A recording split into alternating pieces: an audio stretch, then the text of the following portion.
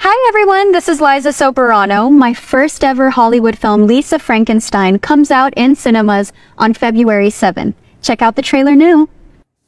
Liza Soberano pagkatapos umalis sa Philippine showbiz at nagtungo ng ibang bansa kasama ang kanyang bagong manager na si James Reid.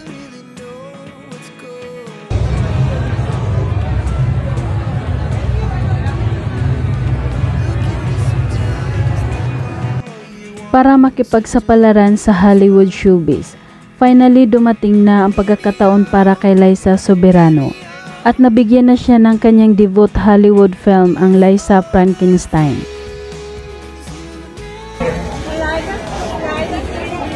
And Liza, straight ahead. Let's smile, Liza. Liza, here, right? Just in front of the director. Sa naganap na red carpet premiere night, dumating si Liza Soberano na napakaganda.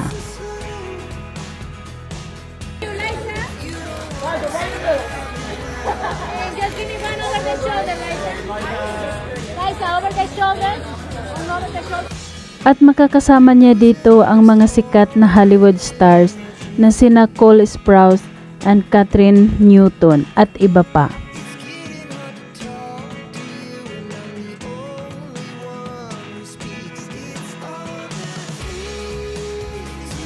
Ginanap ang special screening red carpet sa Los Angeles.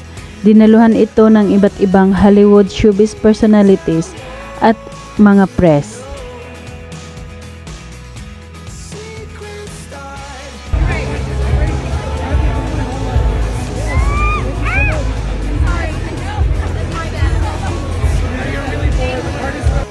At nagkaroon ng group picture ang whole cast ng naturang movie kasama ang kanilang director.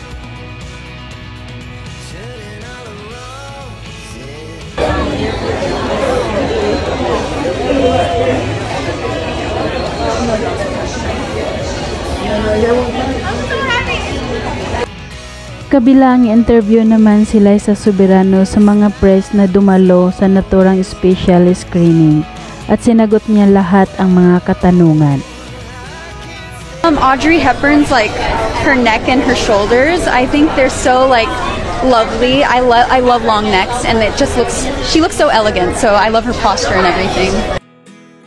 Hindi naman nakakalimutan magpasalamat ni Liza Soberano sa lahat ng dumalo sa naturang premiere night. Thank you guys so much for joining me at the premiere night of Lisa Frankenstein, and don't forget to catch the movie on February 9th in theaters nationwide. Thank you guys so much. Take care. Have a great day. Samantala sa ginanap na celebrity screening ng pelikulang Lisa Frankenstein sa SM Aura premiere, dumating si Enrique Hill at pinakita ang kanyang suporta sa kanyang girlfriend na si Liza Soberano.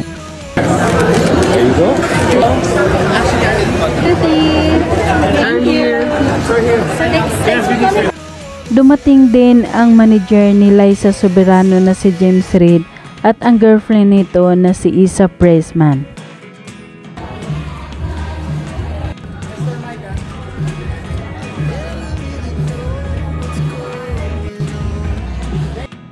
At nagkita sila sa loob ni na Enrique Hill at James Reid.